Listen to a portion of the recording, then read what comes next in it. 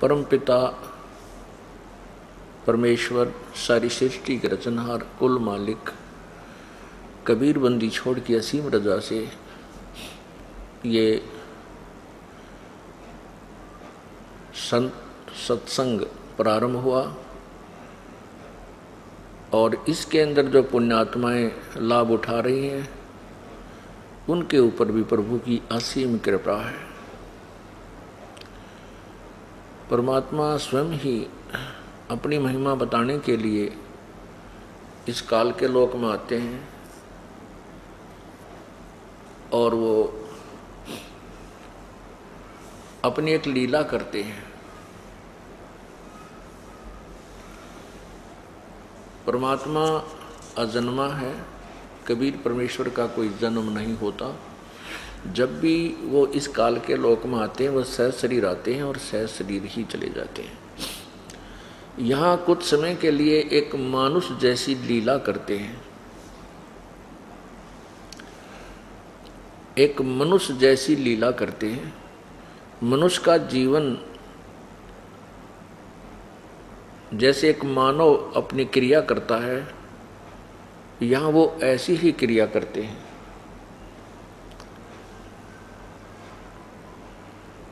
तो उस समय हम उसको केवल एक मनुष्य जान लेते हैं, हम उन्हें भगवान नहीं मानते। भगवान हम क्यों नहीं मानते, परमात्मा किस लिए नहीं मानते? क्योंकि हमारे को ज्ञान गलत बताया हुआ होता है। हमारे को ये बताया हुआ होता है कि परमात्मा निराकार है, वो सर्वव्यापक है, कण कण में विद्यमान है। परमात्मा मनुष्य शरीर में नहीं होता। इसलिए हम परमात्मा जब आते हैं तो उसको एक मानव ही मान लेते हैं, दूसरा नाम उसका संत या भक्त रख लेते हैं। संत मनुष्य भी होते हैं और संत की भूमिका में प्रभु भी आ जाते हैं। हम इसलिए नहीं मान पाते परमात्मा, उस परमात्मा आए हुए को, क्योंकि हम ये मानते हैं कि भगवान तो निराकार है। कुछ पंथों के संत ये भी कहते हैं कि जो गुरु रूप है, गुरु आया है, वो तो है भगवान साकार मानो, वो साकार रूप है भगवान का। और सतलोक में परमात्मा निराकार है, सतपुरुष निराकार है। और आत्मा सतलोक में जो चली जाती हैं अपनी साधना भक्ति करके, वो उस परमात्मा में, सतपुरुष में ऐसे समा जाती हैं, अभेद हो जाती हैं, जैसे समुद्र में बूंद गिर जाती है पानी की। ये उनकी थ्योरी है जो यथार्थता से बहुत दूर है, मन घड़ंत है।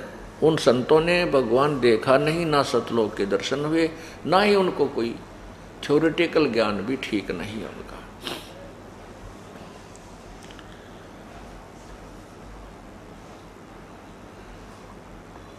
आज जो ये समागम समापन हो रहा है,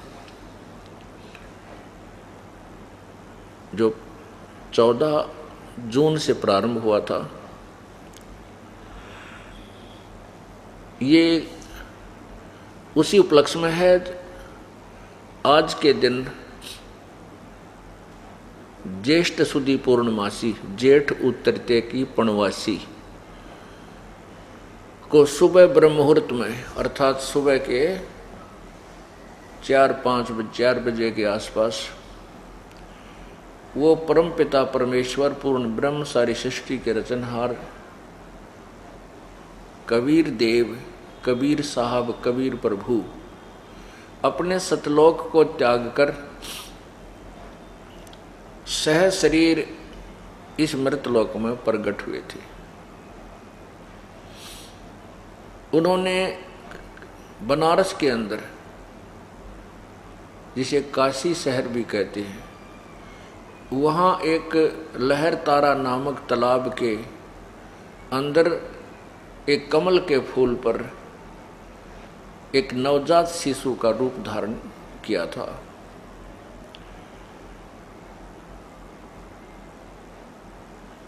उस उपलक्ष्य में, परमात्मा के यहाँ प्रगट दिवस के उपलक्ष्य में, ये ज्येष्ठ सुदी पूर्णवासी का सत्संग की प्रतिवर्ष किया जाता है।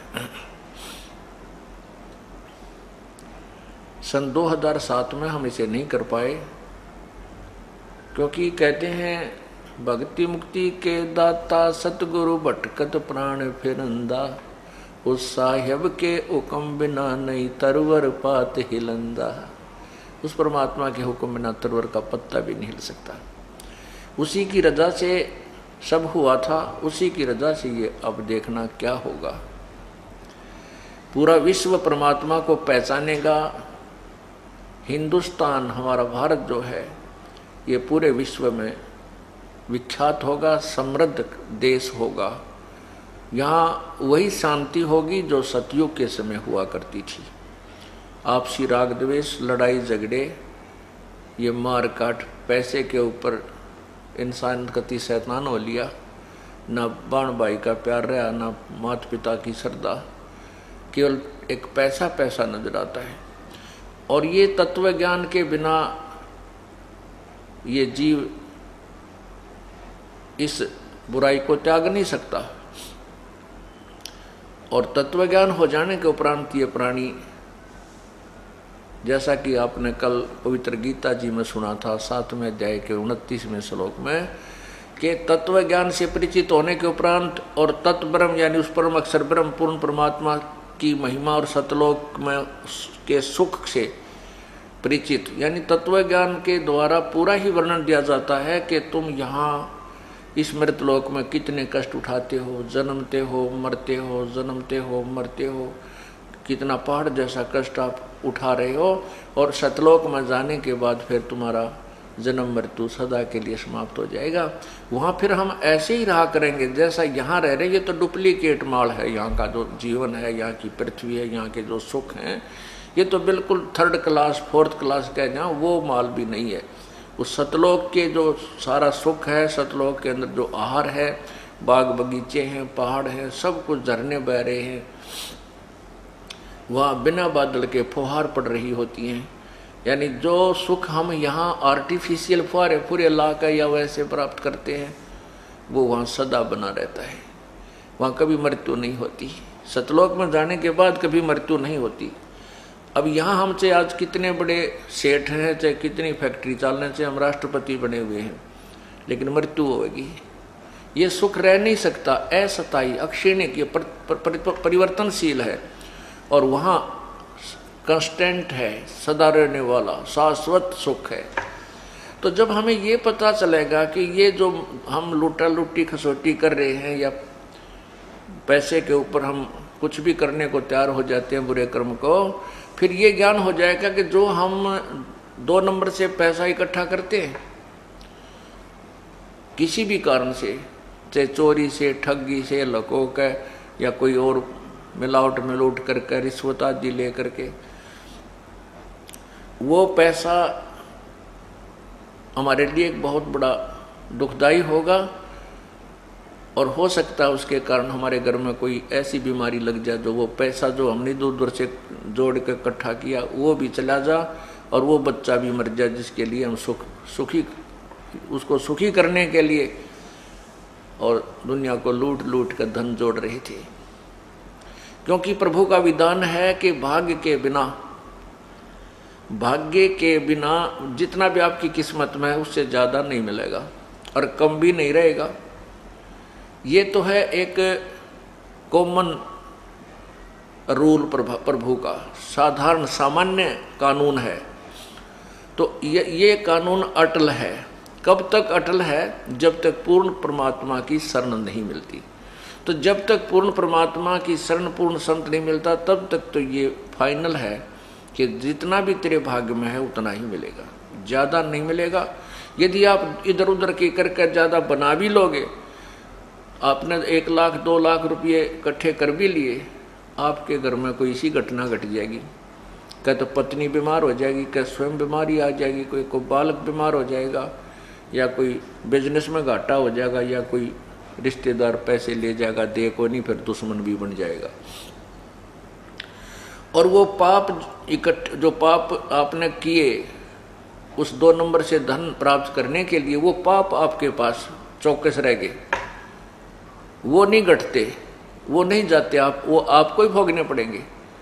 तो इस तरह का ज्ञान तत्व ज्ञान से हो जाता है। फिर ये प्राणी दूसरे का धन लेना, चोरी करना, ठगी करना, हेराफेरी करना एक विष समझेगा। विष जैसे जहर होता है। अभी तक हमें पता नहीं था कि ये जहर है, इसलिए हम खा रहे थे, मर रहे थे, दुख पा रहे थे। जब बच्चे को पता चल जाता है कि ये विष है इस बोतल के अंदर और इसके खाने से आदमी मर जाता है, वो बच्चा शाना होने के बाद हाथ नहीं लगाता। अब वो तो बच्चा उसको खोल कर ढक्कन और पी लेता है और मृत्यु को प्राप्त हो जाता है।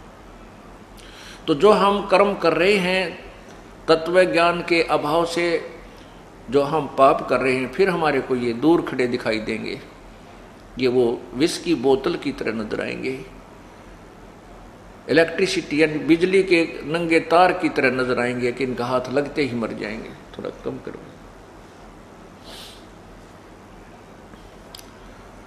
तो इस प्रकार ये सतयुग का माहौल होगा।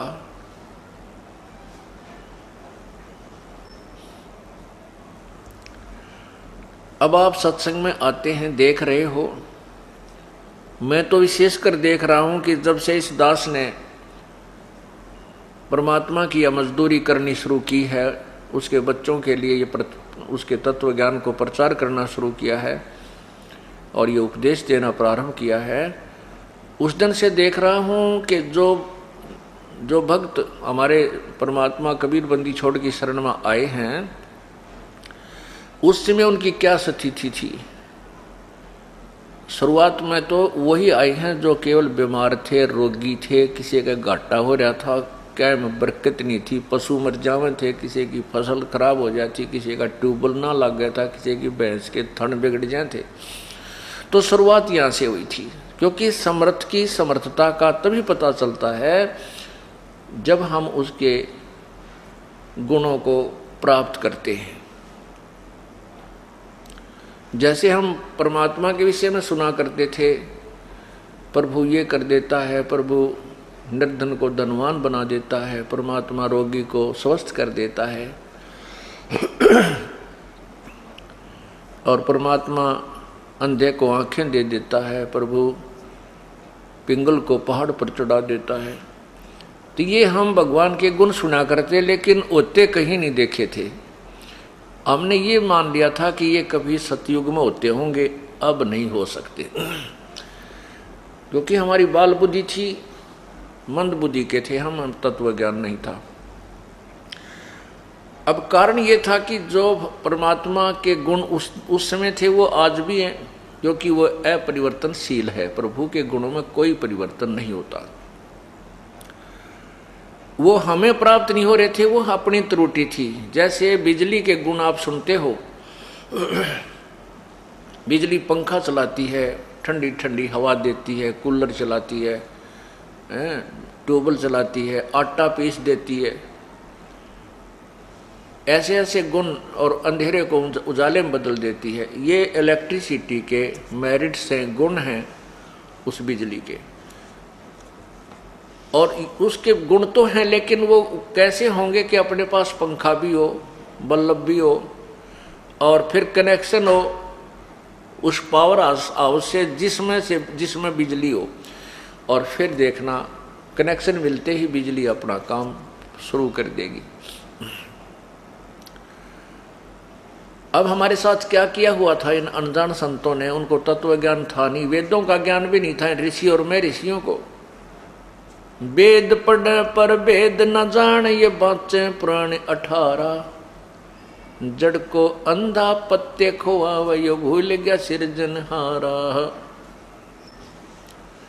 वेदों को पढ़ते हैं परंतु भेद नहीं जानते थे। वेदों को पढ़ते थे फिर भी वही क्रियाएं करते थे। जैसे आपने कल सुना था कि ये ऋषि लोग ज्यादातर तप करते थे, जबकि घोर तप करते थे, हठ योग करते थे। जबकि वेदों में और पवित्र गीता जी में, पवित्र चारों वेदों में, षोडशम वेद में इस हठ योग को मूर्खों का कर्तव्य लिखा है।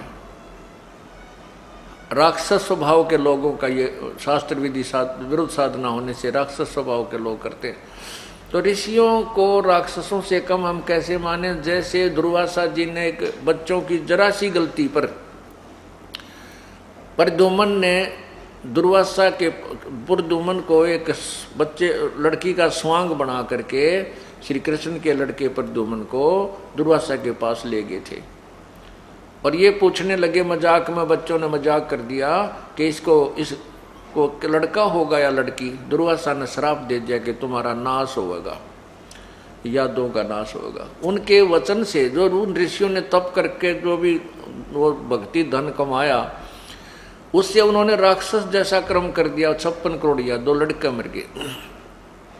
इसी प्रकार चुनक ऋषि ने 72 अक्षौणी सेना, 72 करोड़ सेना मानदाता चक्रवर्ती राजा की अपनी उस भक्ति कमाई थे, जो धन जोड़ा था, वो जो सिद्धि कमाई थी, उसके आधार से उसकी 72 करोड़ सेना को मार डाला। और कपिल मुनि जी, कपिल जी, वो एक बार साधना कर रहे थे बंगाल की खाड़ी में, और राजा सगड़ के 60,000 पुत्र कोई क्रिया अपना धार्मिक अनुष्ठान करते चल रहे थे। उनका घोड़ा खोल कर इंद्र ने और चुनक ऋषि की जांग का बंधवा दिया, टांग के। तो घोड़े की तलाश करते हुए 60,000 सगड़ के पुत्र जब ऋषि कपिल जी के पास आए, तो उन्होंने उस ऋषि के ऐसे शरीर में काखों के इस कंधों के नीचे कोख में बाले गाड़ दिए। ये सोचा कि ये ऋषि ने हमारा घोड़ा बांध दिया है लाके, और अब इसको ललकारते हैं तो युद्ध करें। अब ऋषि के तप करते करते उसकी पलक, आंखों की जो पलक हैं, इतनी बढ़ गई थी, जमीन पर टिकी हुई थी। ऋषि को दर्द हुआ, जब भाले लगे, उसने अपनी पलकों को हाथ से ऐसे उठा, क्रोध में ऐसे करके ऐसे घुमाया, उसमें से अग्निबाण छूटे और 60,000 सगड़ राजा के बेटे वहां मर गए। 60,000 सगड़ के होते कपिल मुनीश्वर खाए। अब बताओ, राक्षस किसी ने क्या करते? जो मांस खाया करते, मांस खाते थे, वो चाहे न्यू मार दो, चाहे तीर से मार दो, चाहे सिद्धि से मार दो, एक जैसी बात है। तो कहने का भाव हमारा ये है, परमात्मा ये समझाना चाहते हैं कि जब तक हमें तत्व ज्ञान नहीं होता, हम ऐसे ही कर्मों में लगे रहते हैं और शास्त्र विरुद्ध साधना करते रहते हैं। तो जब हमें तत्व ज्ञान हो जाता है, तो हम केवल वही क्रिया करते हैं जो हमारे को यहाँ से छुटकारा पाने की। और परमात्मा की भक्ति से ही हमें शांति मिलती है, घर में सुख होता है। तो हम जो आपको बताना चाहते थे कि अब एक सतयुग आएगा, सतयुग जैसा माहौल हो जाएगा। अब आप तो ये दास पहले देखा करता था कि उनके पास कुछ भी नहीं था, दुखी हो रहे थे। आज 8-7 साल हो गए, 10 वर्ष हो गए, किसी 2 वर्ष, किसी 4 वर्ष, किसी 5 वर्ष, किसी 10 वर्ष, 12 वर्ष। आज परमात्मा ने उनकी वह मौज कर रखी है कि गांव में उंगली टिकती है कि ये घर, इनका पता नहीं कहाँ से धन आता है। अब हमारे साथ ये बच्चे जेल में थे, 2 लड़के यहाँ से थे, गुराना थे, दोनों भाई और दोनों जेल में। तो परमात्मा अपने बच्चों के साथ रहता है। एक भाई तो 4-5 महीने के बाद जमानत होगी, दूसरा हमारे साथ आया। और प्रभु ने यहाँ उनके ऐसी मौज कर रखी थी, जो पहले काम चला था उससे 21 मौज होगी, 21। और हिम्मत देख उन बाण बेटियों की, उनकी माताजी की, दोनों बेटे जेल में। और मुलाकात करने जाती थी, जब न्यों क्या करती कि तुम हार गए हो ना जेल में, तुम उकता गए हो, तो बाहर आ जाओ, हम आ जाएंगे जेल में थारे स्थान पे। एक तो न्यों जाकर रो, है नाश हो गया, है नाश हो गया। एक ये हिम्मत दिया उन बेटियों ने, उनकी माँ ने, अगर तुम हार गए हो ना, काली मान रहे हो, तो तुम बाहर आ जाओ, हम तुम्हारे स्थान पर गुरु जी के साथ आ जाओ, रहेंगे। कहने का भाव यह है कि प्रभु ने पेटा पर रखा है कि वो साथ रहता अपने बच्चों के। तो लोग गांव वाले कहने लगे, आसपास के लोग ये कहने लगे भाई इनका धन कितना हुआ इतना, ये मजाक करने लगे, ये कहने लगे कि ये आश्रम में सोना बताओ थे 30 किलो, वो इनका हाथ लग गया 1-2 किलो ये वहां से ले रहे। अब उन लोगों की सोच तो इतनी है, इससे आगे वो सोच नहीं सकते क्योंकि ज्ञान उन्हें सुना को नहीं। तो ये भक्त कहते हैं बात तो थारी ठीक सा भाई, सोना तो है आश्रम में थे, पर जिस तरह तुम कह रहे हो ऐसा नहीं आता, वो तरीका और है भगवान का देने का। अब ये इस प्रकार जब हमारा भगवान ठाठ करेगा, हमने चोरी की क्या आवश्यकता पड़ेगी, क्या झूठ बोलने की जो आवश्यकता पड़ेगी। जैसे आपने कल उस भगत की कहानी सुनी कि 16,000 रुपये बैंक में बढ़ गए। ये तो जैसी हमारी श्रद्धा बढ़ेगी उतनी बढ़ा देंगे। और कैसे बढ़ जाते हैं, जैसे एक बहन, एक बेटी आ रही है यहाँ से, डराना की लड़की है वह, और गतौली ब्याह रखी है, उसका नाम है परमिला। वो कहाँ बैठी है बेटी, एक बार खड़ी हो है या खड़ी, इसको ब्रेन ट्यूमर, वो आपकी रिपोर्ट किससे बेटी,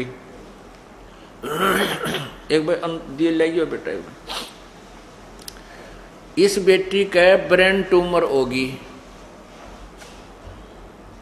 और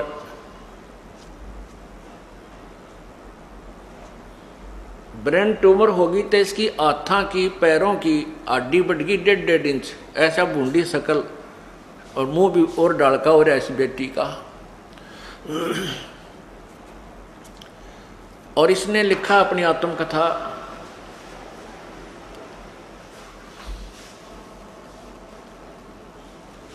ये इसके एक्सरे हैं, ये ढेर सारे तो एक्सरे तुरवा रखे बेटी ने। ये तो एक्सरे तुरवा रखे हैं इन्हें, सारे सिर के एक्सरे हैं ये देखिए, ये इसके सिर के एक्सरे हैं। इसमें तो नहीं दिखते होंगे, लेकिन इसमें नारे नारे ये एक अंग के ये एक्सरे तुरवा रखे हैं। और इसके बाद ये रिपोर्ट है इसकी,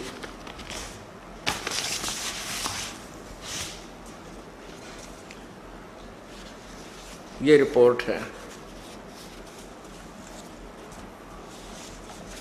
ढेर सारी।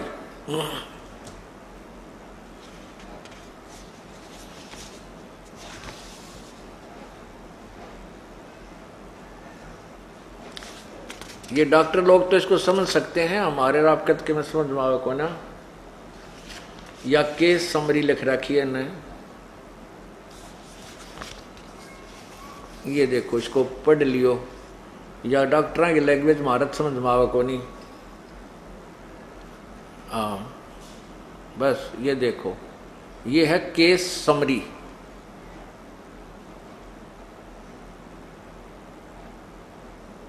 ये पैरों के अंदर जो है ना,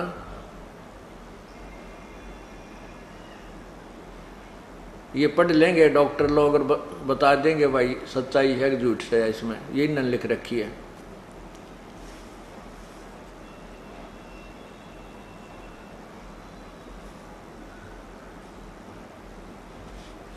ये है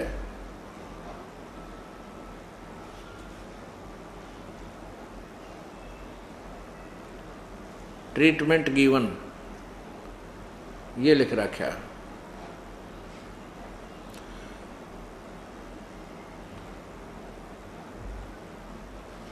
ये इसका नाम है बेटी का, पूरा एड्रेस इसके ऊपर, ये देखिएगा।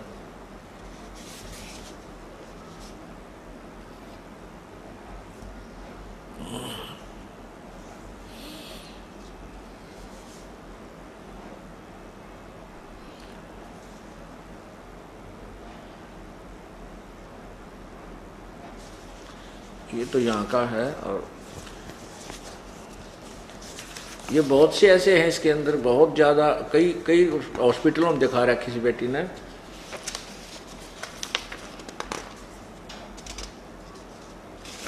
ये गणीय है। इसका नाम है प्रमिला और पति का नाम है, अभी मैं बताता हूँ आपको, सारी कहानी सुनाऊंगा। इसकी बेटी ने लिख के दिया मेरे को, ये यहाँ लिखा है इसका।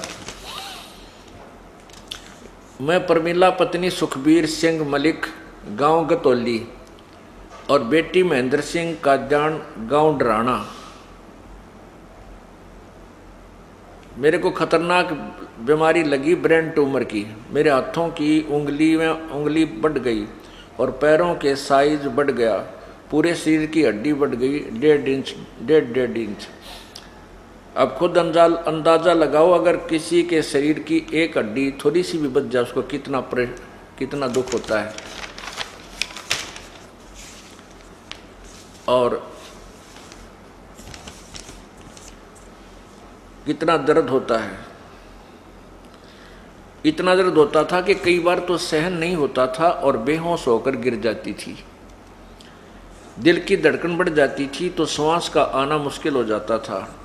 बीपी इतना ही हो जाता था कि पता ही नहीं चलता था कि क्या क्या कह रही हूँ, क्या नहीं। चक्कर आकर गिर जाती थी।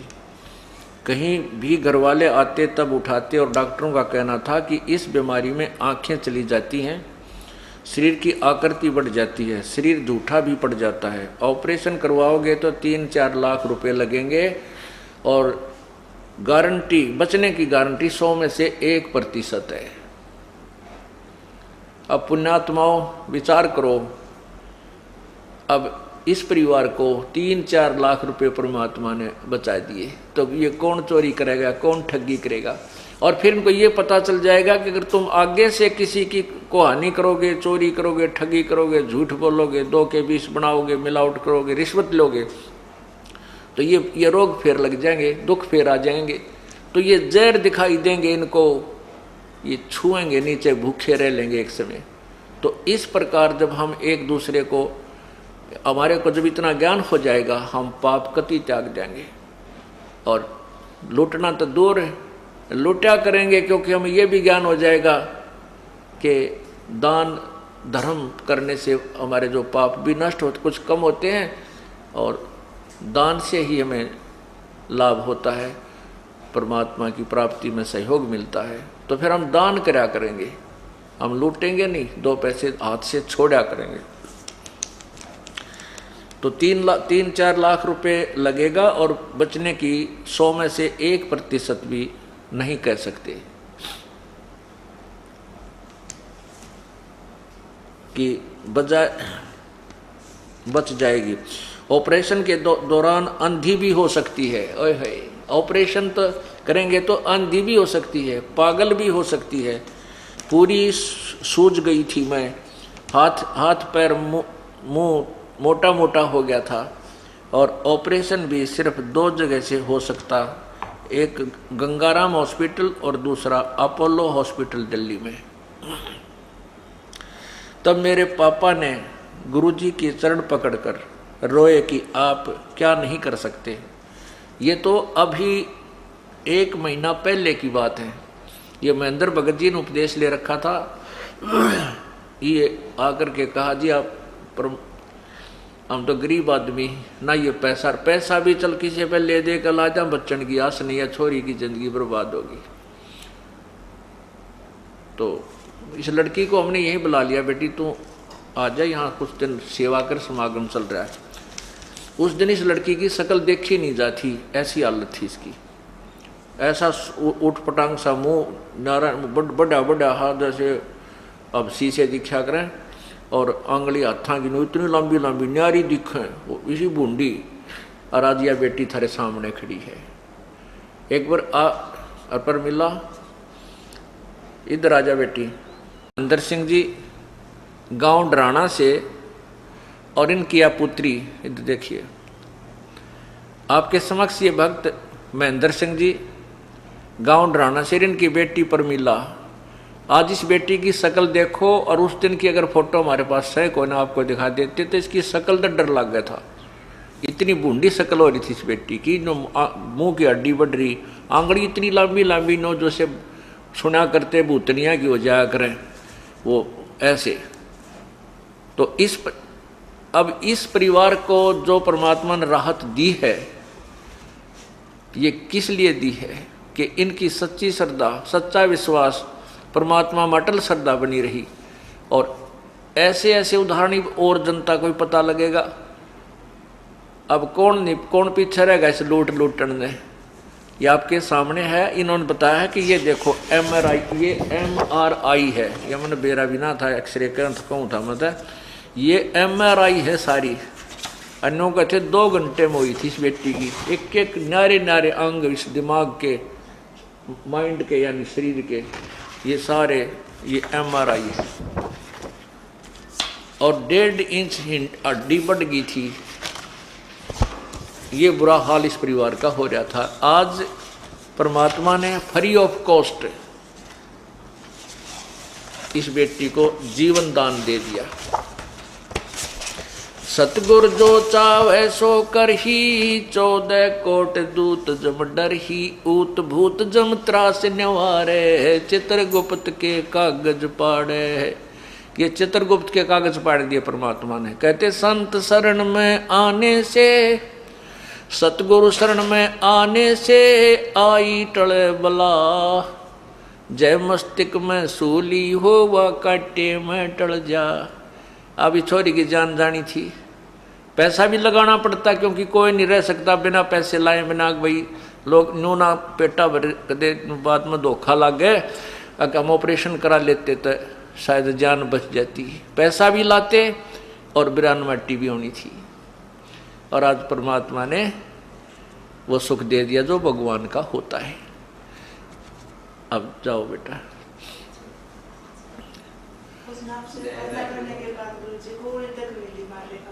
ले अब बता बेटी थोड़ी सी, हाँ बोल दे। अब ये बेटी क्या कहना चाहती है? सच है बेटा, बोल दे, यही सुनेगा, आराम से बोल दे। ये नौका है बेटी कि जिस दिन से आपसे प्रार्थना की थी उसके बाद हमने गोली भी नहीं लेनी पड़ी है, वह दवाई भी छोड़ दी है। बता बेटा। सिर के दर्द की भी गोली नहीं, उस दर्द की तो लेनी की। ओए होए होए। उस दिन के बाद में ना कोई गोली ना कोई ऑपरेशन, मुझे बगैर उसमें ना आपकी दांत मारे ठीक हो, ना कोई दर्द है ना कुछ हो। और सोच भी आपके जो दांत गुरु जी सारी उतरने लगे।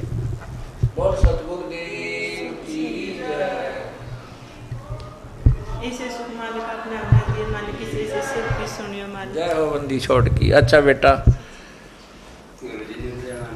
जय हो बंदी छेड़ की, जय हो बंदी छेड़। और बेटा ये कहा जय बंदी छेड़।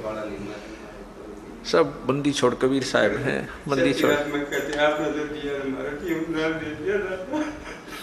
भगत जी गल परमात्मा बंदी छोड़ कबीर साहब ने भाई आपकी सुनी है। उससे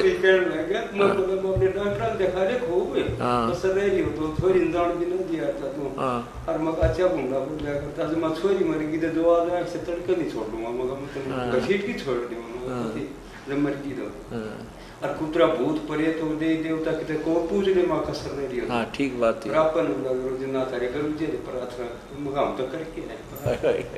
आगे तो नाम ले लिया।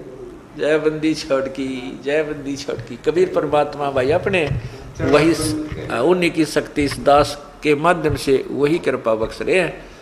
और जय बंदी, हाँ कितने एक के नरे सुख दे रखे भगवान। जय बंदी छोड़ की, जय बंदी छोड़, जय बंदी छोड़ की, जय छोड़। अभी आपने इस दुखी परिवार के दुख को सुना और फिर जय बंदी छोड़। और आज इनको कितना सुख है, कितना आप खुशी के आंसू आज इनके मन में आज खुशी के आंसू रो रहे हैं। और पहले दुख में दुख है, दुख से टक्कर मार मार कर रो रहे थे। क्या होगा बेटी का, बड़ छोटे छोटे बच्चे इनका क्या होगा। माता पिता ने नींद नहीं, घर ससुराल वाला ने नींद नहीं। और आज परमात्मा ने मेहर कर दी। बोलो बंदी छोड़ कबीर साहेब की जय।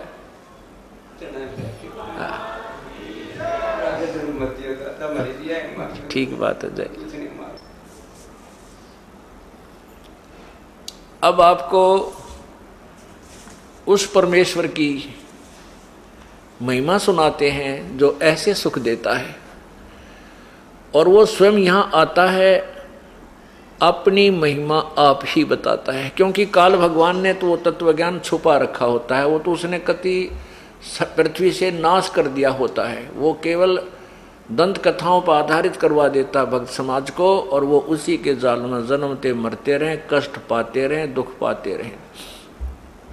क्योंकि हम इस काल के बच्चे नहीं हैं, हम इस ब्रह्म की आत्मा नहीं है।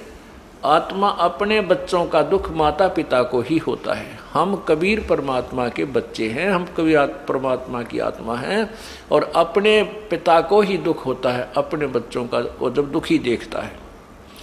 तो वो परमात्मा यहाँ आता है। हमने गलती तो बहुत भयंकर कर रखी है, जैसा कि आपको सृष्टि रचना में कई बार सुनाया है। तो फिर भी कहते हैं, एक हरियाणा में कहावत है कि माँ बाप बेटा बेटी तो हो जाते हैं विमुख, लेकिन माता पिता नहीं हो सकते। बेटा बेटी तो कुपात्र बन जाते हैं, लेकिन माता पिता फिर भी उनके सुख की कामना करते ही रहते हैं, उनको फिर भी लाइन पर लाने की चेष्टा करते हैं, शायद अब भी समझ जाए, अब भी सुधर जाए।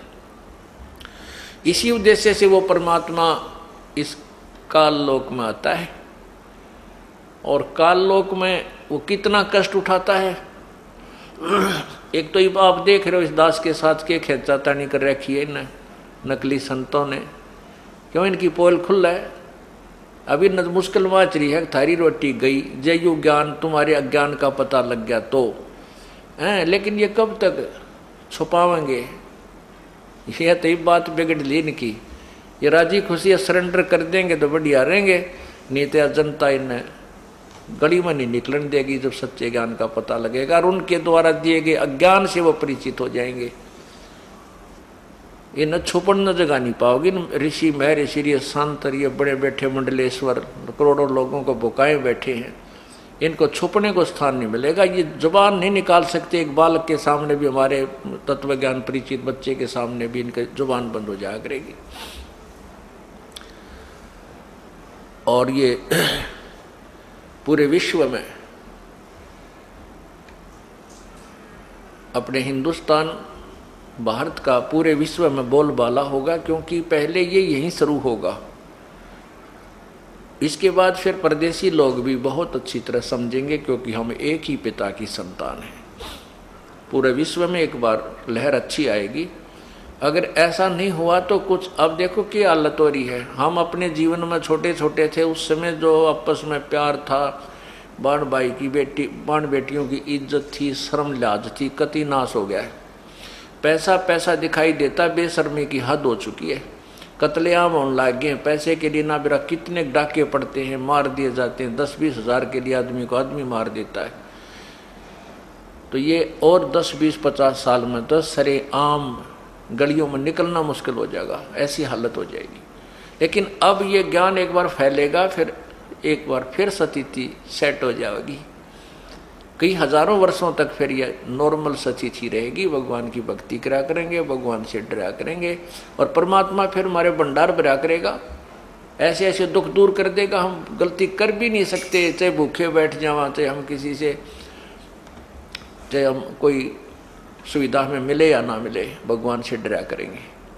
तो वो परमात्मा आकर के अपने तत्व ज्ञान और साथ में अपने वाली शक्ति को यहाँ प्रकट करता है।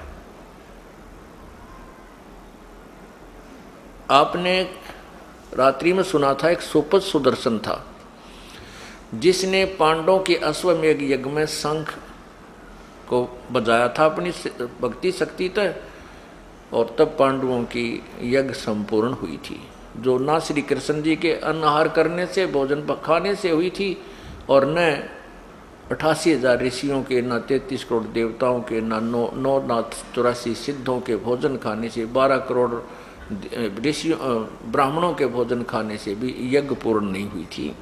तो उस सुपथ सुदर्शन ने तो कबीर परमात्मा करुणा में नाम से आए थे, द्वापर युग में उपदेश ले लिया था।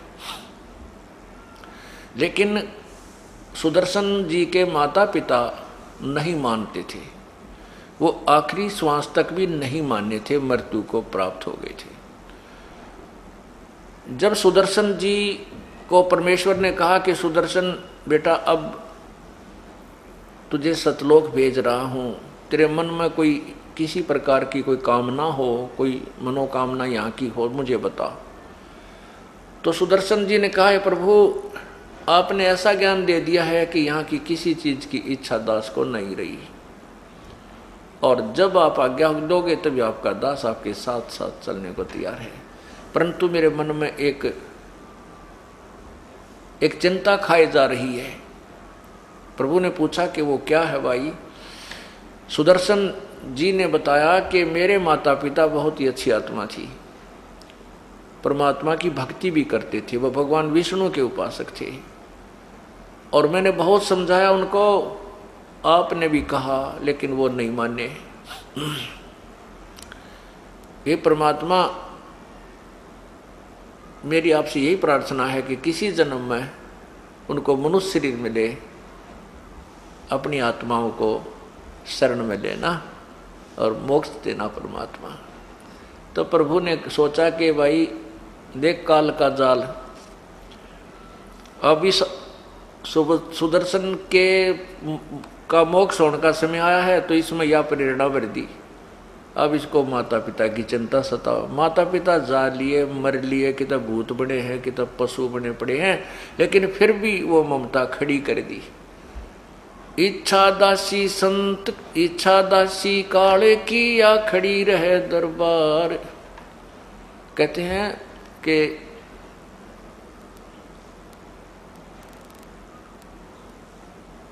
इच्छा दासी काल की, या खड़ी रहे दरबार, पाप पुण्य दो वीर हैं।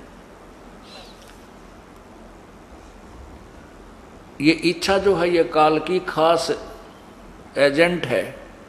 ये चाह जो है आदमी को यहीं राख लेती है, कोई चाह रह जा किसी प्रकार की। इच्छा दासी जम की, या खड़ी रहे दरबार, पाप पुण्य दो वीर हैं, या सतखसमी नार। इच्छा को सबसे खतरनाक बताया है यहाँ पर जीव को काल के जाल में जाने के लिए। जहाँ इच्छा माने आशा, जहाँ आशा तहाँ बासा हुई। अब सतलोक जाने का टाइम आ गया था, अब उसको माता पिता याद आ गए, अब आशा होगी ना। अब जहाँ वो उसके माता पिता को जन्म था, अगर परमात्मा ना पूछते उससे, तो उसके मन में तो अरे बीमारी थी ये, तो वहाँ वो भी ले डूबती, उसने जन्म उसका होता, और माता पिता के पास के मेरा कौन सी दुनिया में वो थे वहीं काल भेज देता, ले भाई तेरी माता पिता तो मिलना चाहता है, तो उसकी अच्छा आशा है। लेकिन परमात्मा ने हमें सब उदाहरण दिए हैं ताकि हम आगे सावधान रहें। अब उसने परमात्मा ने कहा, ठीक है बेटा तू चिंता मत कर, तेरे माता पिता ने मैं पार कर दूंगा, ये मेरा वचन है।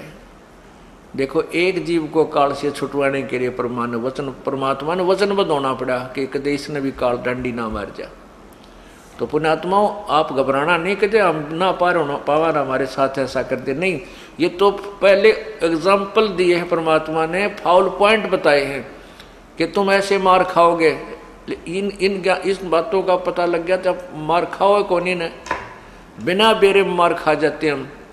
तो उस समय जब आप यहाँ से चलने लगोगे, ये ज्ञान आपके आगे घूमने लग जाएगा आपकी आंखों के सामने कि अब नहीं किसी ने याद करते, पीछा छूटने दे, जो होगा परमात्मा के चरणों में चलेंगे। और अगर ऐसे हम आशा रखेंगे तो फिर फाउल हो जाएंगे। तो इस अब तो पार होना ही होना, ये तो समय आ गया है। परमात्मा ने बहुत पहले बता दिया था कि उस समय मैं सभी अंशों को पार करूंगा और फाउल होने नहीं दूंगा, होंगे तो उनको संभालूंगा। ये ज्ञान से, भक्ति से, समाधान से तो आपको पार करके छोड़ देगा।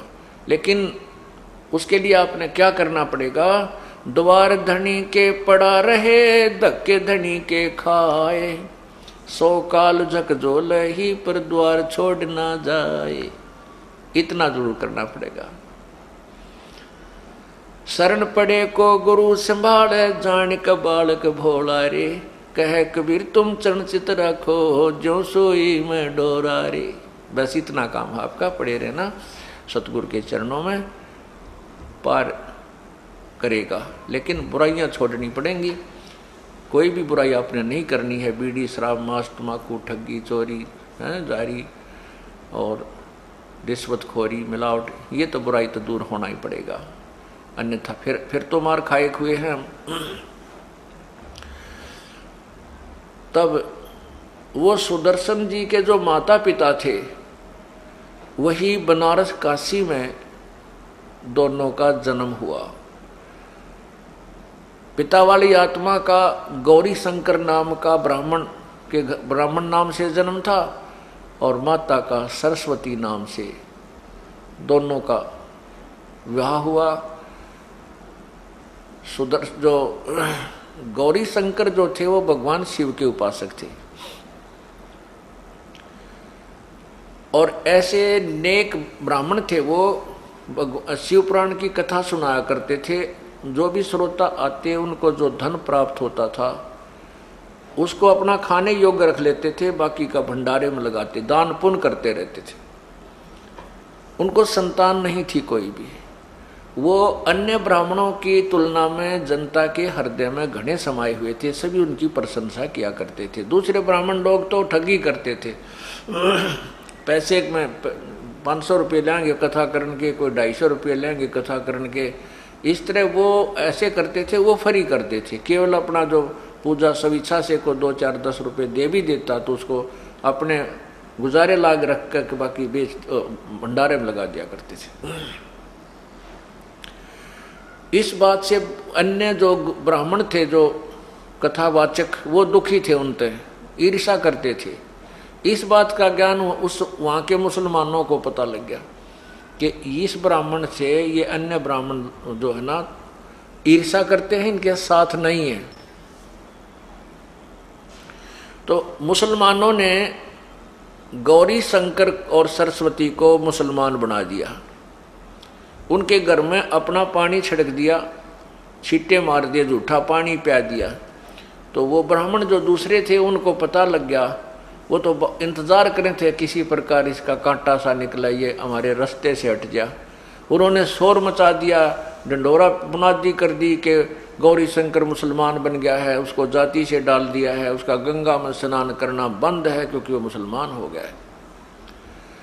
अब वो विवश हो गया, चारों तरफ से भाईचारे ने उसको घर से अलग कर दिया। उसका नाम नीरू अली रख दिया, नूर अली, उसको नीरू कहने लगे, नूर अली को। और नीमा वो जो सरस्वती थी उसका नाम नियामत अर्थात नीमा कही जाने लगी, उसका नाम नीमा रख दिया। वो गंगा में स्नान करने नहीं जाते थे, स्नान करने के लिए एक लहर तारा तालाब के अंदर जाया करते थे बनारस में। लहर तारा तालाब में गंगा का ही पानी लहरों के द्वारा किनारों के ऊपर से उछल के रिस विस के उस बहुत बड़े सरोवर को भर कर रखता था और उस तालाब में सुंदर कमल के फूल खिले हुए थे। वो नीरू नीमा के निवास से लगभग 3 किलोमीटर दूर था। एक उसमें जंगल सा होता था, वहीं पर एक बहुत से ऋषि जन भी उसमें स्नान करने जाते थे। उनमें से एक अष्टानंद नामक एक ऋषि भी उसी लहर तारा तालाब पर स्नान करने जाया करता था और वहाँ एकांत स्थान पर बैठकर अपने पूज्य गुरुदेव रामानंद जी द्वारा बताई गई साधना को किया करता था। जिस दिन परमेश्वर ये ज्येष्ठ सुदी पूर्णमासी सुबह ब्रह्म मुहूर्त यानी सूर्य उदय होने से 1.5 घंटा पहले ब्रह्म मुहूर्त में अपने सतलोक से चलकर आए, उसमें परमात्मा के शरीर का इतना तेज था, बहुत ज़्यादा तेजों में शरीर परमात्मा सतलोक से आए थे।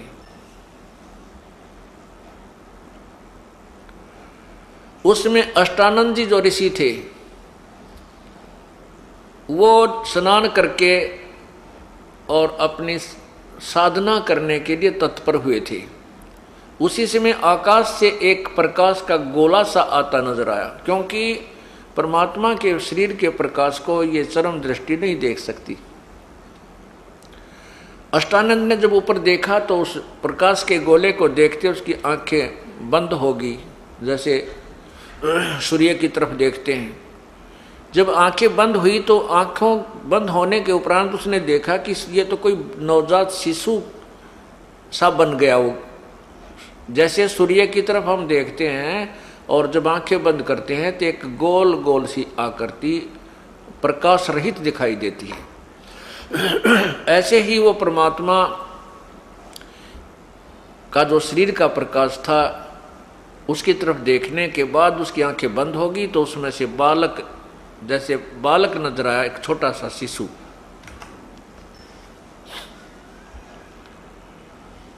उसने दूसरी बार जब आंख खोली तो उस समय वो प्रकाश का गोला लहर तारा तालाब के एक कोने में आकर सिमट गया था। वहां कमल के फूल पर वो परमात्मा, क्योंकि बालक रूप में ही धारण करके वहां से चले थे, उनका बहुत तेजोमय शरीर था, वहां आकर परमात्मा ने अपने तेज को समेट लिया और केवल वो बच्चा ही नजर आने लगा। अष्टानंद जी ने सोचा, क्योंकि संत जन बता, ऋषि जी जो जिनके अधूरे ज्ञान है वो कहते हैं कि परमात्मा का प्रकाश दिखाई देता है, परमात्मा दिखाई नहीं देता। तो उसने सोचा कि आज हो सकता मैंने भगवान का प्रकाश देख लिया हो, गुरु जी से पूछता हूँ।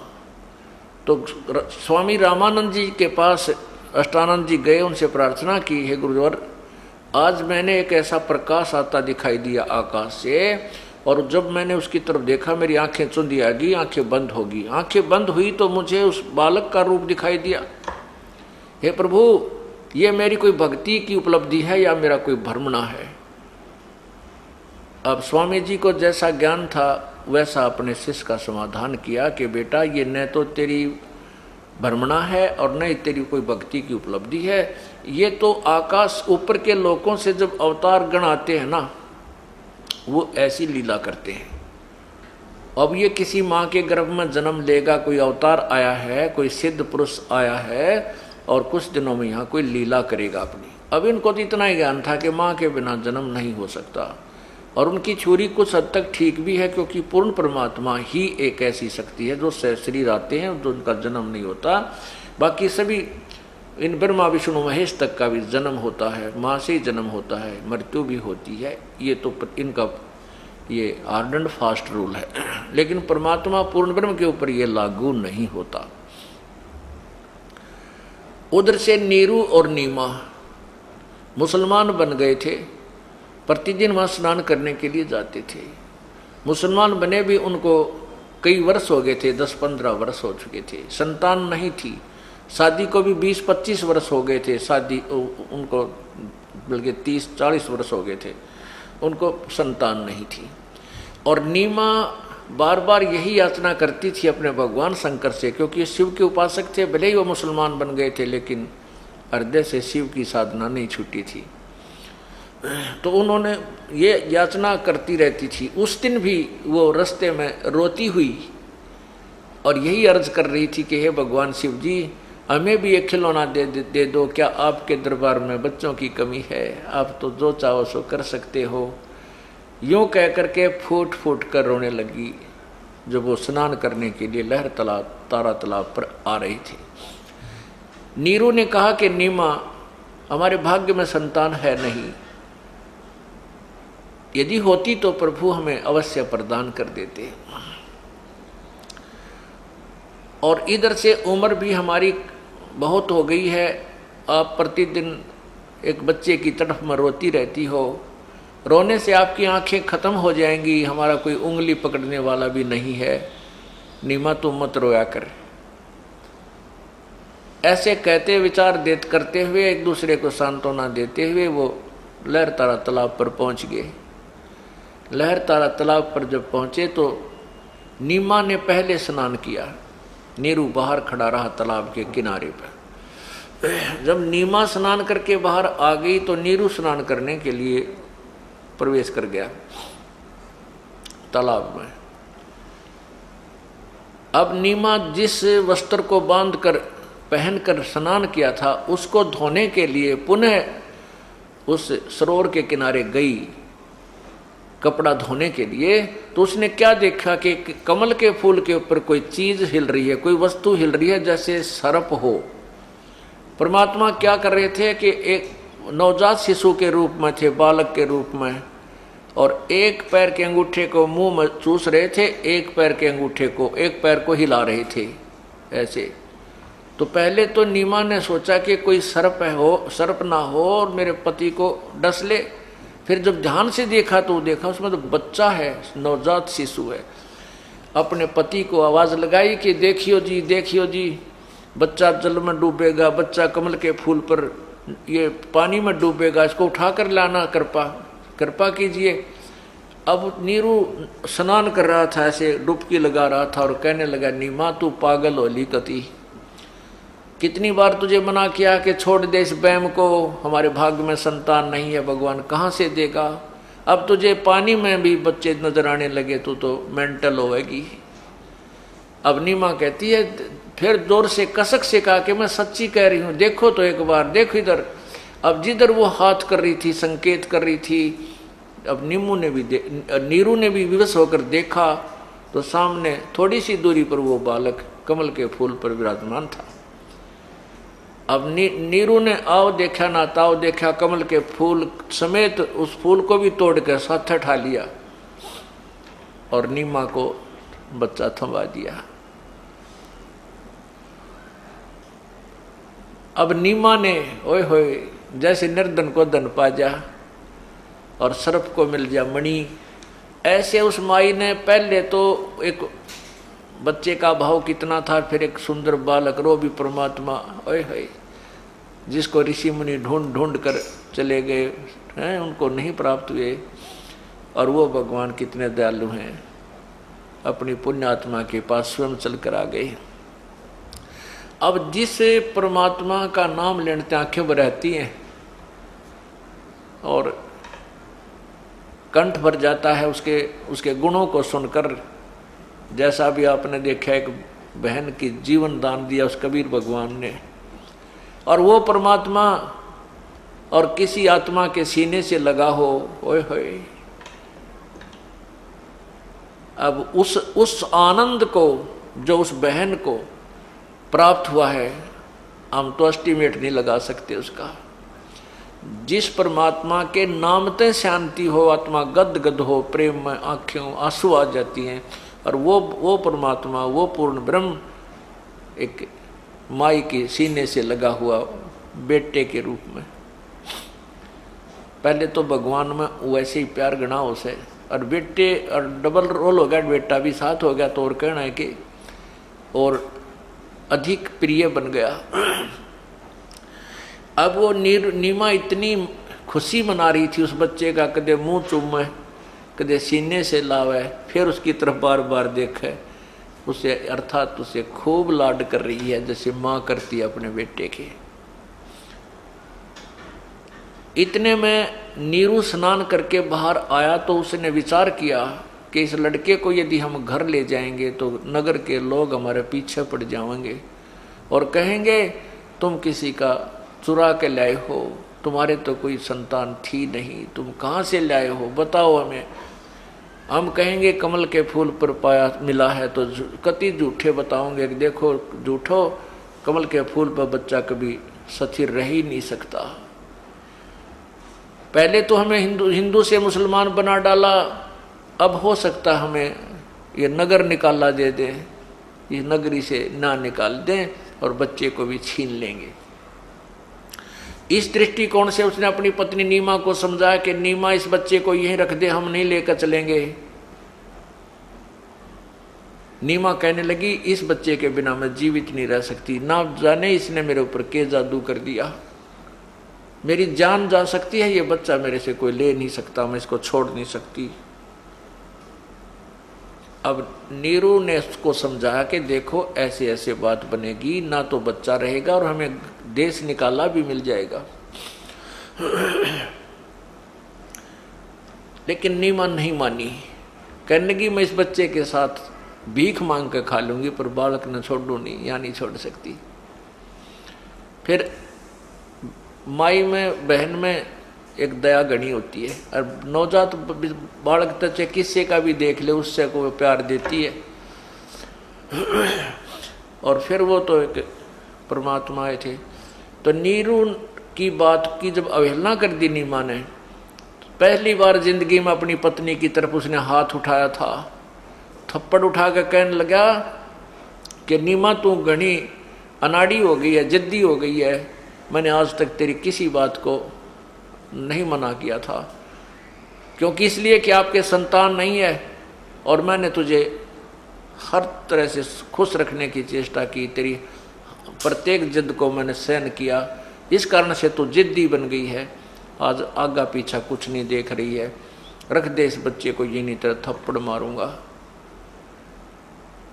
अब जो ही उसने ऐसा हाथ किया आगे को चला तो परमात्मा नवजात शिशु रूप में कबीर परमेश्वर बोले कि नीरू ए नूर अली तू मुझे अपने घर ले चल, तेरे पर कोई आपत्ति नहीं आवेगी।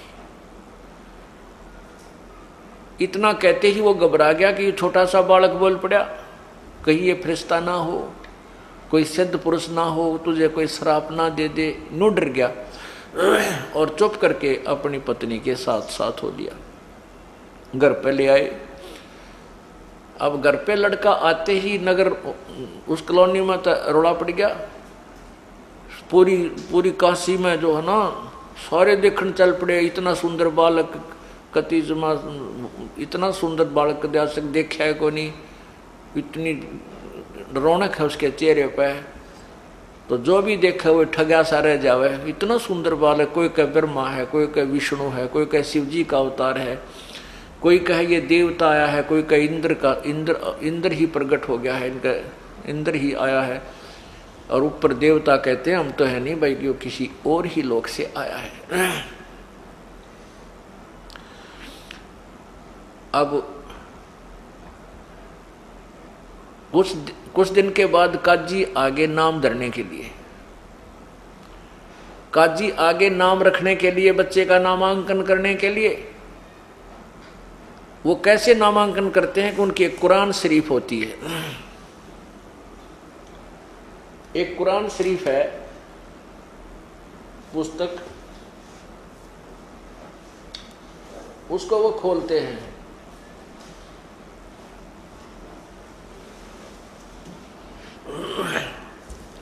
ये है पवित्र कुरान शरीफ। इसको ऐसे खोलते हैं जैसे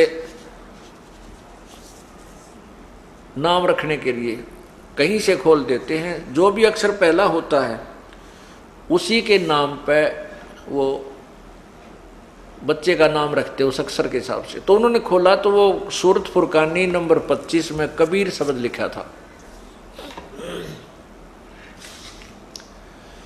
वो कबीरन शब्द लिखा था, अर्थात उसका कबीर नाम रखना था। तो काजियों ने क्या सलाह की आपस में देख करके कि भाई यो जुल्हे का लड़का, छोटी जाति का, और कबीर नाम, वो कबीर का अर्थ बड़ा कहते हैं, बड़ा यानी सबसे बड़ा कहते हैं। इस जुल्हे के बालक का कबीर नाम अच्छा नहीं लगता, सबसे बड़ा तो जुल्हे का बालक हो ही नहीं सकता, इसलिए उन्होंने दोबारा कुरान शरीफ को दोबारा बंद किया, फिर खोला। उस पृष्ठ पे पूरे पर ही कबीर कबीर कबीर लिखा था, दोनों पृष्ठों पे ऐसे खुलते ही। फिर काजियों ने और कुरान इधर उधर करके देखी था, पूरी कुरान में केवल कबीर कबीर कबीर लिखा था, बाकी लेख भी ना रहा जिस पुस्तक को वो लेकर आए थे। तब परमात्मा बोले काजियों मेरा नाम कबीर ही रहेगा, इस कलयुग में मेरा नाम कबीर चलेगा। अब कुरान तो कबीर, वो मुसलमान तो कुरान को वहीं, क्योंकि उसमें वो लेखा नहीं रहे, उसको वहीं छोड़कर चले गए। परमात्मा का नाम कबीर रखा गया और प्रसिद्ध हुआ। उसके बाद क्या आते, सुन्नत करने आते हैं। सुन्नत करते हैं मुसलमान लोग, क्या करते हैं, बालक की इंद्री की खाल काटते हैं, आगे देते हैं कुछ दिन पाछे। तो वो नाई को बुलाते हैं और रिश्तेदार भी इकट्ठे कर देते, पूरा ब्याह कैसा काम कराया करें सुन्नत करने केस में। तो जब नाई उस लड़के की इंद्री की, पेशाब इंद्री की खाल काटने के लिए चला तो परमात्मा ने 5 इंद्री बना ली। अगवाई नाई के एक की काटिए, बाकी अनवत छड़िए कि तुम एक ही काटते हो। नाई का तो बुखार चढ़ गया, गेर के कैंचीर बाज लिया, भाग गया। उसका तो कई दिन में बुखार उतरा, तो वो कहने लगा मेरे बस की बात नहीं। फिर वो और भी 1-2 जाकर देखा उनने भी यही देखा। जब वो नीरू नीमा को बुला कर लाए तो नीरू नीमा आए तो लड़का सामान्य था, 5 इंद्रियां नहीं थी। तो नीरू कहती है, नीमा कहती है तुम मेरे बच्चे को घना बदनाम मत करो, इतनी झूठ ना बोला करो, देखियो मेरा बालक तो ठीक ठाक है।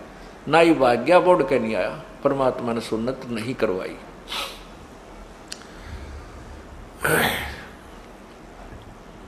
पुण्यात्माओं, इस प्रकार परमात्मा ने अपनी लीला की। फिर जब 5 वर्ष के हो गए तो रामानंद ऋषि के साथ उन्होंने गोष्ठी की, उनका भ्रम तोड़ा। जो वेदों के पराकांड विद्वान माने जाते थे, जब परमात्मा ने अपना ज्ञान सुना तो उन्हें क का भी पता नहीं था भक्ति के मार्ग का।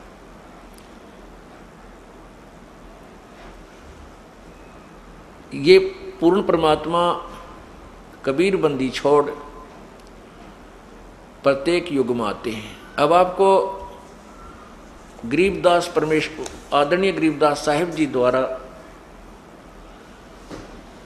परमेश्वर कबीर साहिब की जो लीला से परिचित होने के उपरांत जो ज्ञान सुनाया था, वो कहा था, वो कुछ वाणी सुनाता हूँ। उसके बाद फिर आपको एक और अनमोल, एक अद्वितीय परमात्मा का जो चमत्कार जिसको कहते हैं, वो अभी सुनाएंगे और उनको आपके सामने पर खड़े दिखाएंगे।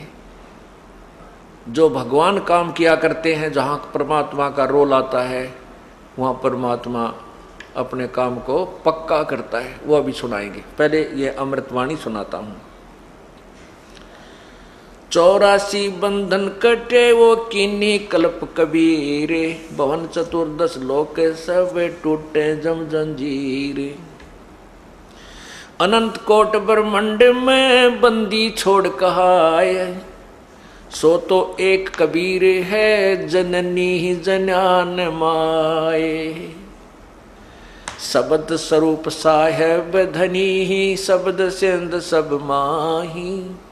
बाहर भीतर रम रहा, जहां तहां सब ठाही। जल थल पृथ्वी गगन में बाहर भीतर एक, पूर्ण ब्रह्म कबीर हैं ये अवगत पुरुष अलेख।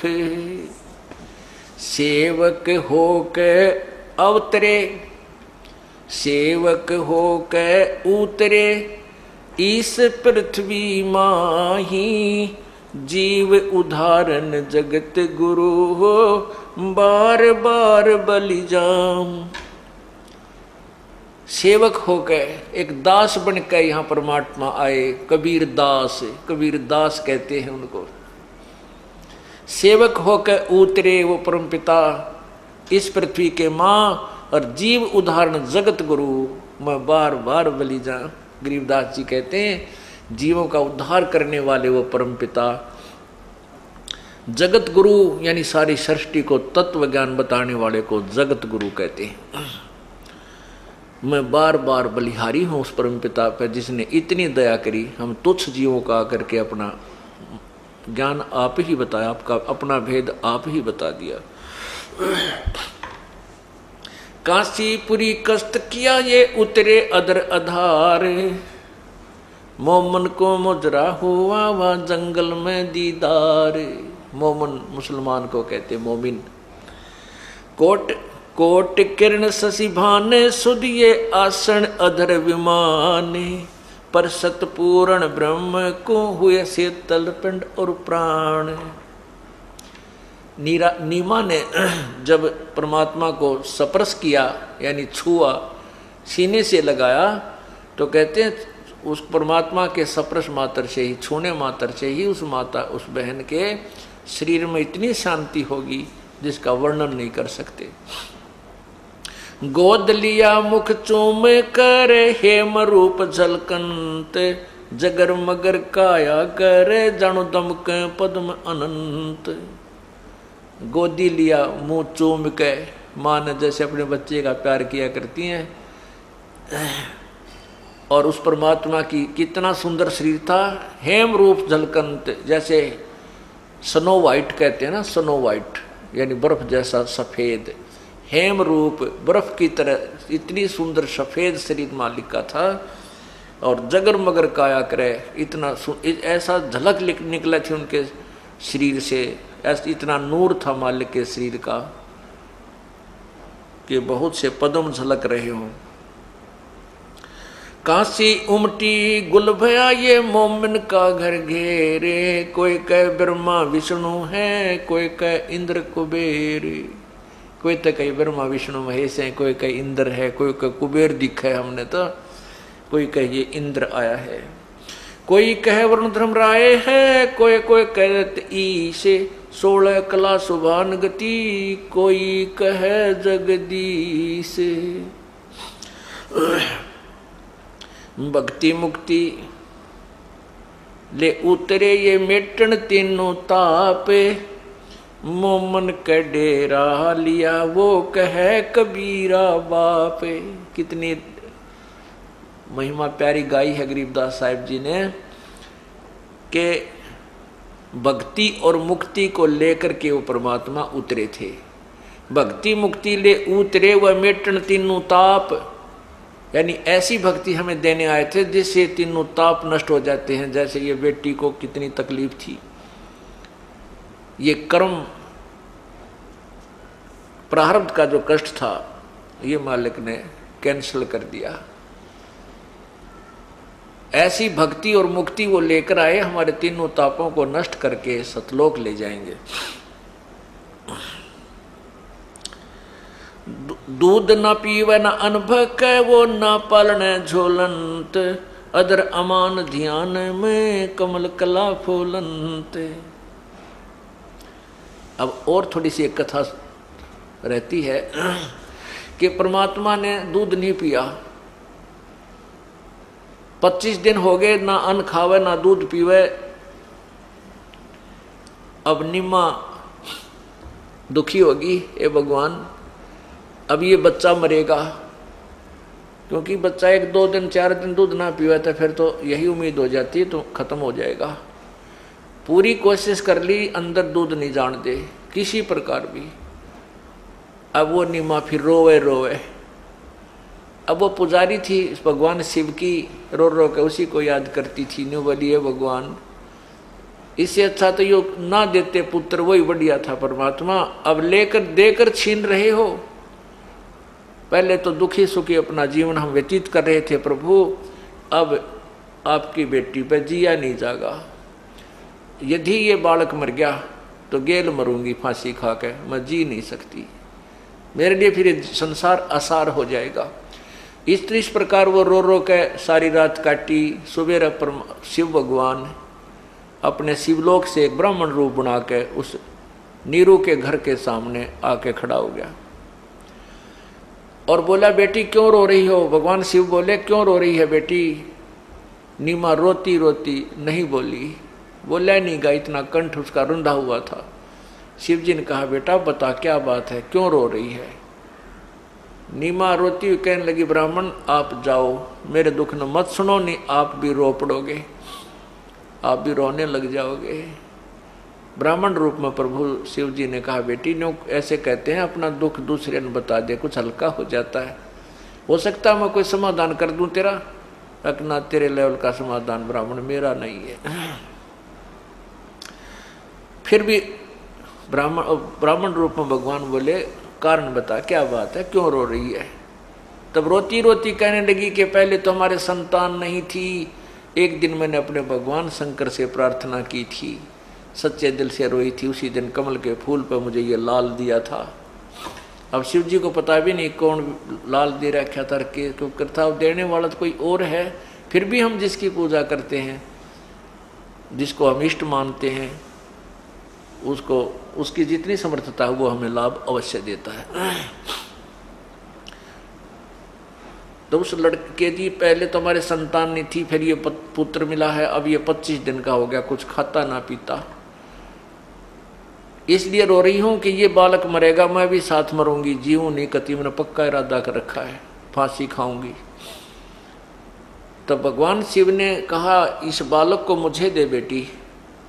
अब नीमा ने उठा कर वो बालक जो दिया भगवान शिव को, तो ऐसे गोदी में लेकर, हाथों में लेकर शिव जी ने बालक से की नज़र में नज़र मिलाई, तो कबीर परमात्मा ने कहा कि हे शिव भगवान, इस मेरी माता को कहो कि एक कुंवारी गां मंगवा ले और आप उसके ऊपर हाथ रख देना, वो दूध देने लग जाएगी और फिर वो उस दूध को मैं पीऊंगा। ऐसे 7 बार वार्तालाप भगवान शिव की और नवजात शिशु रूप में पूर्ण परमात्मा की हुई। तब भगवान शिव ने कहा कि नीरू तेरा पति कहाँ है बेटी?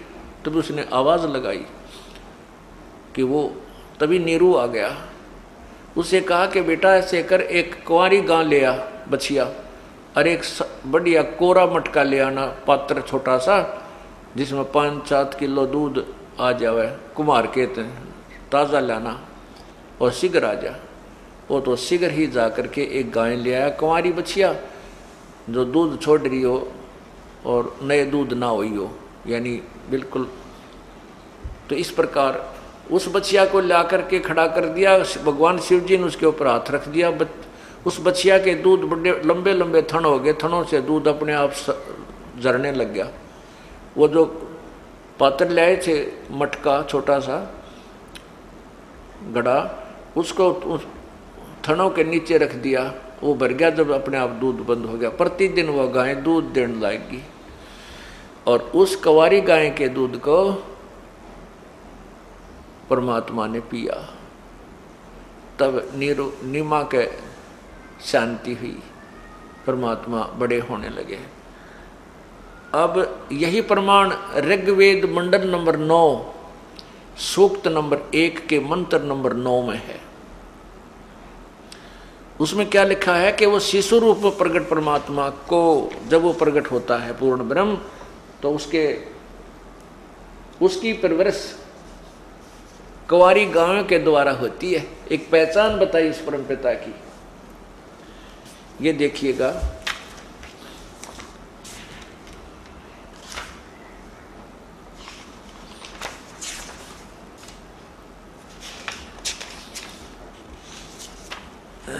ये देखा, इन अनुवादकर्ताओं ने अनुवाद नहीं करना आया, फिर भी सच्चाई को दबा नहीं पाए। ये है ऋग्वेद 9-10 मंडल। यहाँ देखना, इधर ऋग्वेद मंडल नंबर 9 सूक्त नंबर 1 का ये मंत्र नंबर नीचे देखना 9, ये 9 है। इसमें लिखा है कि इमम माने उस, सोमम माने सोम स्वभाव वाले श्रद्धालु पुरुष। यहाँ लिखना था उस सत्पुरुष को, पूर्ण परमात्मा को। शिशुम, शिशुम माने कुमार अवस्था में, यानी बालकपन में ही। अभी सब प्रकार से अधन्या, अधन्या माने अहिंसनीय लिखा है, अधन्य माने बिना धनाई। हमारे इस हरियाणा में और खासकर रोहतक जिले में बिना धनाई गऊ ने, बिना धनाई यानी जो कभी नए दूध ना हुई हो उसको अधन्या कहा करें। बिना धनाई कह ले चाहे अधन्य कह ले, बिना यानी बिना नए दूध हुई कुंवारी। इसने अहिंस गौएं तृप्त करती हैं यानी पालन करती हैं उस बच्चे का, ऐश्वर्य की वृद्धि के लिए। अथवा उक्त श्रद्धालु पुरुष को यहाँ भगवान लिखना चाहिए था, ऐसनीय वाणियाँ, अब वाणियाँ लिख दिया, ऐश्वर्य की प्राप्ति के लिए संस्कृत करती हैं। इसका अर्थ ये है कि जब वो परमात्मा बालक रूप धारण करता है, जब वो बालक रूप धारण करके प्रकट होता, उस समय उसकी परवरिश कुंवारी गायों से होती है। बोलो सतगुरुदेव की। अब आपको एक अनमोल कहानी सुनाता हूँ, बिल्कुल सच्ची। एक मध्य प्रदेश में भिंड जिला है, भिंड जिला है, वहाँ से कई भक्तों ने उपदेश प्राप्त कर रखा। भिंड जिले में कोई गांव है आसपास, वो यहाँ पर आए हुए हैं। वो कहाँ है, एक बार खड़े हो बच्चे। ये दोनों भाई हैं, इनकी कथा सुनाता हूँ। तुम आगे आ जाओ बेटा, यहाँ आ जाओ मेरे पास एक बार, पढ़ के मैं सुनाता हूँ। सामने ये खड़े, इनके पिताजी भी आए हुए हैं। इनके पिताजी भी आए हुए हैं क्या यहाँ पर? उनको भी बुला लो आगे को।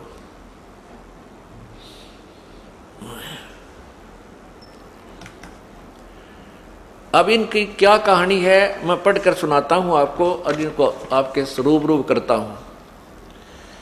मैं दास गजेंद्र सिंह, ये अपनी कथा लिखकर दी इन्होंने कि मैं दास गजेंद्र सिंह, मेरा बड़ा भाई नाम शिवभान सिंह उर्फ चट्टान सिंह उर्फ चट्टान सिंह, पुत्र श्री जयपाल सिंह, ग्राम है असोखर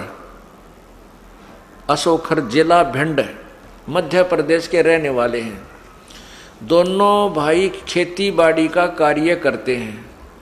हम दोनों भाइयों में काफ़ी दिनों से ज़मीन के बंटवारे को लेकर विवाद था। उसी के चलते दिनांक 12/6/2008 को समय सुबह 6 बजे बड़ा भाई बंदूक लेकर आ गया। जब मैं पशुओं को चारा डाल रहे थे, आकर कहा कि सावधान हो जा, और मुझ पर 10 फीट की दूरी से अपने हाथ में ली हुई 12 बोर की बंदूक से मुझ पर 2 फायर कर दिए, जिससे मेरे शरीर पर धुआं ही धुआं छा गया। मुझे गोली नहीं लगी और मेरा बड़ा भाई बंदूक लेकर भाग गया। और दूर जाकर मेरे बड़े भाई ने भगत राघवेंद्र सिंह को जाकर फोन करके बतलाया। ये राघवेंद्र सिंह आया है, उसको बुलाना। फोन करके जाकर बताया कि जब मैंने गोली चलाई तो मुझे सामने सतगुरु रामपाल जी महाराज ने अपने हाथों में, जब मैंने गोली चलाई तो सामने सतगुरु रामपाल जी महाराज ने अपने हाथों में स्वयं गोली लेते हुए मुझे अपने हाथों में सतगुरु रामपाल जी दोनों गोली लेते हुए दिखाई दिए, जिससे मैं डरकर भाग आया हूं। आप देखो पुण्यात्माओं, ये सामने पूरा परिवार खड़ा है, कोई नहीं सोचा आगे पाछे गपोड़ पेल दे होंगे। ये आपके समक्ष खड़े हैं। इस बड़े भाई ने अंदर आ जाओ, तुम इनको देखिएगा।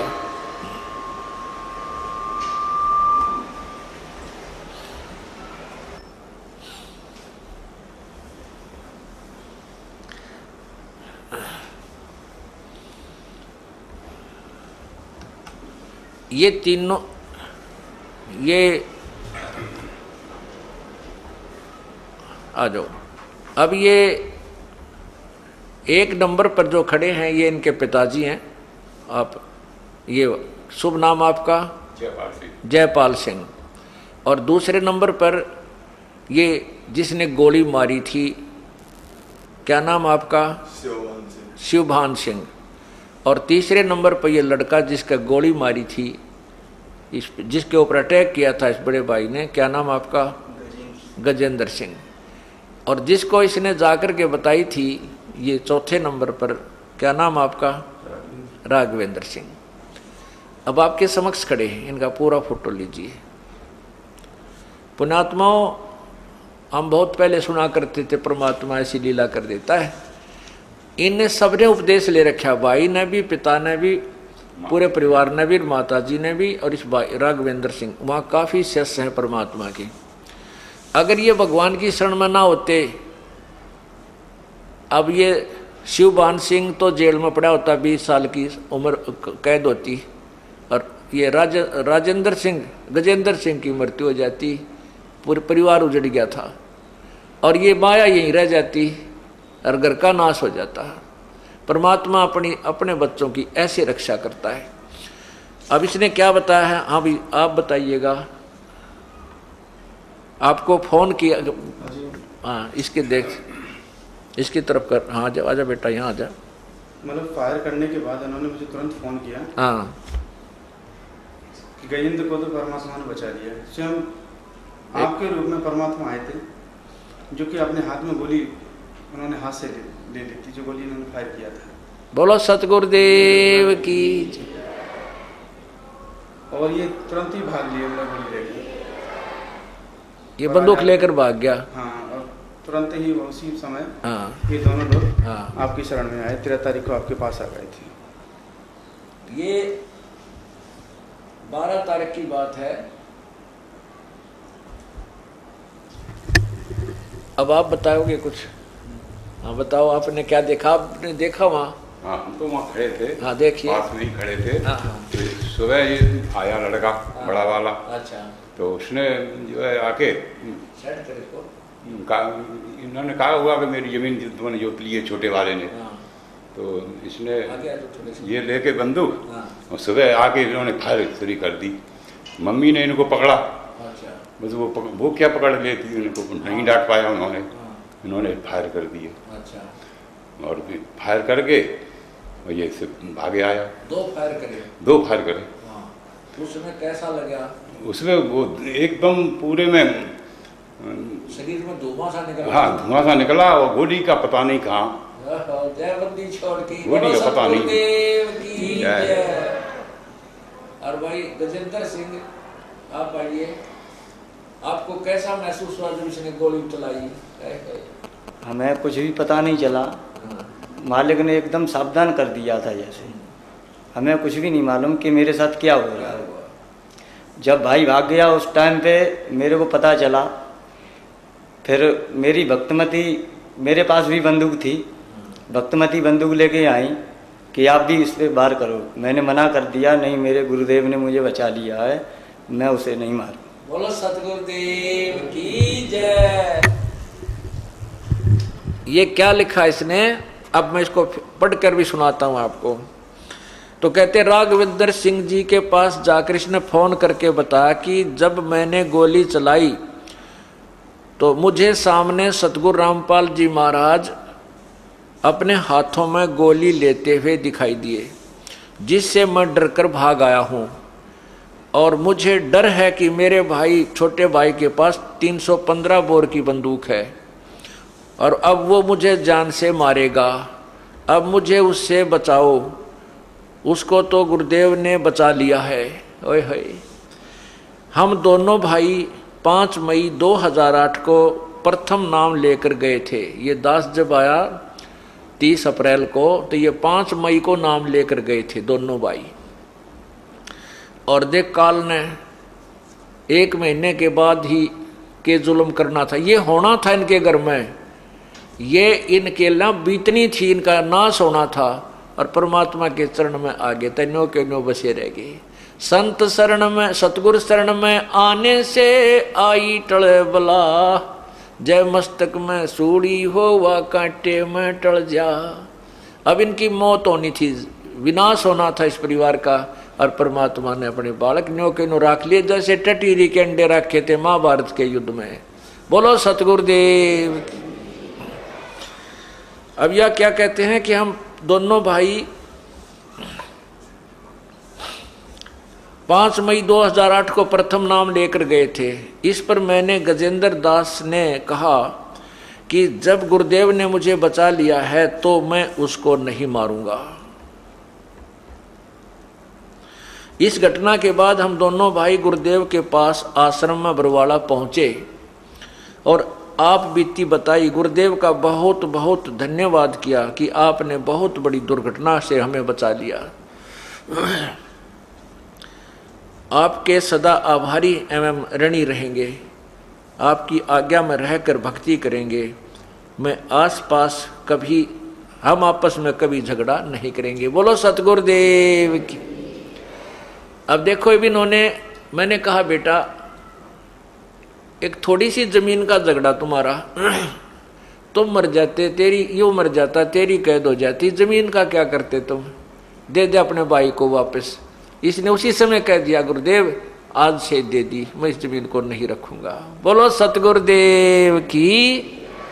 और भाई नु कहते हैं जो गुरु वचन पर डट गए कट गए फन 84 के, भाई जो गुरु वचन पर डट गए कट गए फन 84 के। बोलो सतगुरुदेव की जय।